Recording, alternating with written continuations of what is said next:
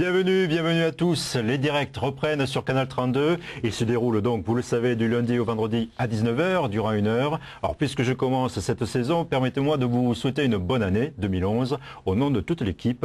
Merci de votre fidélité et place au sommaire. Bienvenue.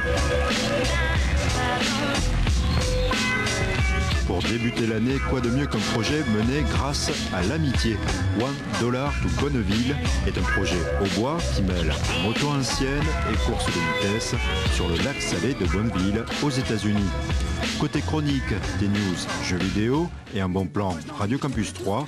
L'agenda résume en 3 minutes des idées de sortie et des infos. Et côté musique, le Cercle Rouge sera sur la scène de Canal 32 avant de se rendre le 22 janvier prochain à la salle mythique de La Cigale à Paris. Bienvenue à tous, bienvenue d'un coup de jeune. Voilà pour le programme. Alors, le fil rouge, $1 to Bonneville, eh bien, tel est le nom d'un projet porté par des Aubois. Leur but, remettre en état une moto française de 1934, puis partir à la mi-août 2011 sur le lac salé de Bonneville, aux États-Unis, afin de battre un record de vitesse avec ce type d'engin. La marque Dollar, sachez-le, fut l'une des nombreuses marques françaises de l'entre-deux-guerres. Cette moto s'appelle la Foudroyante, c'est le nom qu'ils lui ont donné. Alors, deux invités viennent nous dévoiler les coulisses de ce curieux fil rouge. On commence avec vous, Stéphane Coulgraf. Vous êtes le président et vous avez un peu le moteur de ce projet-là. Bonsoir et bienvenue. Bonsoir. Alors je crois que la naissance de ce projet serait liée au passé de votre grand-père. Quel est le lien ? Eh bien, à la base, j'ai réussi à retrouver la moto de mon grand-père, la première moto sur laquelle il a roulé en 1934. Donc c'était une Dollar. Et par hasard, je l'ai retrouvé au fond d'un garage et j'ai mis 6 ans à vouloir racheter cette moto parce que le propriétaire voulait pas s'en séparer. Et donc j'ai réussi à la racheter au final. Et ayant l'idée d'aller à Bonneville, parce que passionné de vieilles voitures et de hot-rod, je me suis dit pourquoi pas partir avec une moto. Et en fait, au fur et à mesure de l'avancée du projet, les copains comme Jérôme et Christophe ont suivi, le projet s'est amplifié et donc on devrait partir avec 2 motos normalement au début de l'année. Donc voilà, on va justement, Jérôme, merci d'être là. Vous êtes un peu le technicien de ce projet-là. Donc vous partez mi-août 2011 et vous vous rendez sur le lac salé de Bonneville, ça on l'a déjà dit, aux États-Unis. Mais donc pourquoi justement il y a 2 motos, une on va dire 29 et l'autre 34 ? Pourquoi 2 motos ? En fait, la première moto est une 350 cm3 de 1929 qui va courir dans une catégorie production, donc moto entièrement de série, entièrement restaurée. C'est vous qui l'avez... ça c'est une restauration à 100%. Restauration à 100%, c'est imposé par le règlement. Et donc concernant la 500 cm3, donc qui est de 1934, celle qui est sur le plateau, c'est un prototype, donc une création 100%... fabrication maison. Ça c'est une moto auboise donc. C'est une moto auboise. Alors pourquoi battre un record de vitesse alors qu'il existe des motos, je ne cite pas les marques, mais des motos modernes? Est-ce que cette moto-là que vous avez réalisée peut battre les motos contemporaines qui vont déjà à 200 km/h? Bien sûr, en fait cette moto, donc comme l'a expliqué Stéphane, par l'attachement à la marque, et donc le moteur est un moteur qui est fabriqué pour la compétition et qui peut s'aligner face à d'autres motos contemporaines. Alors je suppose que c'est un travail aussi de préparation, puisque c'est une création et l'autre une restauration. Est-ce que le travail est différent en atelier pour chacune d'entre elles? Oui, rien à voir. Sur une restauration, on a tous les éléments, il faut les rendre présentables. Sur la fabrication, on passe par des phases d'études, de conception sur l'ordinateur, à dessiner beaucoup de pièces. Ça prend combien de temps? Vous avez commencé quand par exemple? On a commencé sur cette moto depuis 3 ans. Ouais, ça fait 3 ans qu'on rassemble des pièces et ça fait depuis milieu de l'année dernière. Donc j'ai vu que ce sont des motos où il y a une position très très particulière, on est couché sur la moto. Il y a des freins quand même, hein, vous m'avez dit. Oui, bien sûr. Et, la course elle fait à peu près 10 km/h, 10 km pardon. Ouais, 10 km à peu près. Bon, en tout cas, vous avez vu des invités assez incroyables, je trouve ce soir, on y revient avec eux. En tout cas, eux, ils ont l'esprit rock et la banane. Et il y a quelque chose que j'aime bien, Stéphane Coulgraf, c'est votre site, on va le voir à l'instant. Finalement, qui est l'auteur de ce superbe site qui reprend un peu votre projet, qui l'explique? En fait, c'est moi qui ai réalisé ce site internet.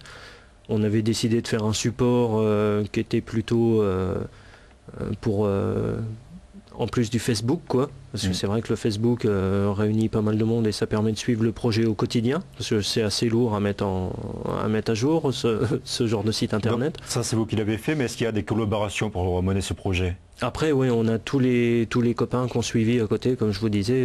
À la base, moi, je devais partir tout seul à Bonneville en touriste et on se retrouve à partir à 10 personnes avec 2 motos. Donc c'est vrai qu'on a au moins une trentaine de personnes, de copains qui ont travaillé autour, plus des professionnels qui nous donnent des coups de main parce qu'il faut bien sponsoriser le voyage qui est pas donné, quoi. Et finalement, il peut y avoir aussi des besoins techniques pour la collaboration? Oui, oui, exactement. Et donc j'ai fait appel déjà à 2 sociétés dans l'Aube, notamment Mecaflow à Bouilly, qui est une société de mécanique générale, et la SARL SMS à Point-les-Vallées, à côté d'Arcis-sur-Aube, qui nous fournit la matière première, notamment pour la fabrication du cadre. Bon, vous avez réussi à les placer. Mais si les Aubois qui nous regardent veulent vous aider, je crois que vous avez aussi une idée qui est pas mal. Il suffit d'aller sur le site dont on a vu l'adresse, ou de toute façon on tape $1 to Bonneville et on tombe dessus. Et c'est tout simplement de faire participer un tout petit peu les gens.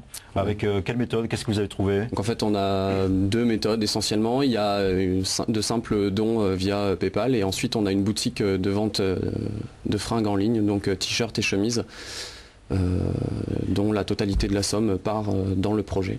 Donc c'est aussi, il y a aussi une partie quand même fille, c'est pas seulement une histoire de mec. Et loin de là. On doit avoir une des filles, normalement le 350 est piloté par une fille, le record sera battu par une femme. Bon, on va y revenir avec des motos des années 30, ils vont aller sur le lac Salé de Bonneville, essayer de battre des records de vitesse. Alors un mot quand même encore, Stéphane Coolgraf, finalement vous partez à combien, qui va piloter et pourquoi ce choix? Alors, au final on se retrouve à partir à 10 personnes et on a donc 2 pilotes, donc une fille Caroline qui va piloter le 350 et essayer de battre le record de vitesse donc dans la catégorie toute origine 1930. Ensuite moi j'essaierai de battre le record, donc on a annoncé plus de 160 km/h, mais en fait le record de notre catégorie est à 208 km/h. Donc ça va être un peu plus dur à battre, mais on va s'accrocher. Et après on a Jérôme qui est là en technicien avec son frère, Christophe qui s'occupe de toute la partie commerciale, Olive qui nous sert d'homme à tout faire et qui résout tous nos problèmes. Enfin c'est que des bonnes volontés voilà qui sont conduit ce genre de moto. Oui, mais pas en short. Voilà, mais quelles sont les sensations sur ce type de moto quand même des années 30 hein? Ah, en conduite, c'est très spécifique, ça n'a rien à voir avec les motos de maintenant. Bon, même si sur le 500 cm3, on adapte la conduite de maintenant, c'est-à-dire une poignée de gaz filaire, donc qu'on tourne, alors que par exemple sur le 350, c'est une manette de gaz et c'est un réglage de 4 manettes qui fait que votre moteur prend les bons tours et arrive... Donc même si le record n'est pas très élevé, faut quand même arriver à concrétiser tout ça et... beaucoup s'entraîner avant. Mais quand on voit les photos, Jérôme, ce sont des motos de compétition ou pas ce genre d'engin, les vieilles photos je pense, parce que là tout est mélangé. Oui, sur le 34 site, par exemple. Oui, en 34 il y avait beaucoup de motos de compétition. La Dollar a existé enfin... Elle était faite pour ça? N'était pas faite spécifiquement pour ça, mais elle se classait beaucoup dans certaines courses et était plutôt bien cotée. Bon, en tout cas, est-ce que vous serez prêt pour la mi-août 2010? Ah oui, à fond. Ouais, à fond. Il n'y a pas de doute. Aucun doute. À fond, c'est le mot. Et donc, je vous conseille vivement de les suivre. Sur le site, vous tapez $1 to Bonneville, 2 N et 2 L, bien sûr. Et vous trouverez toutes les infos sur ce projet absolument merveilleux. Merci à tous les deux. On termine avec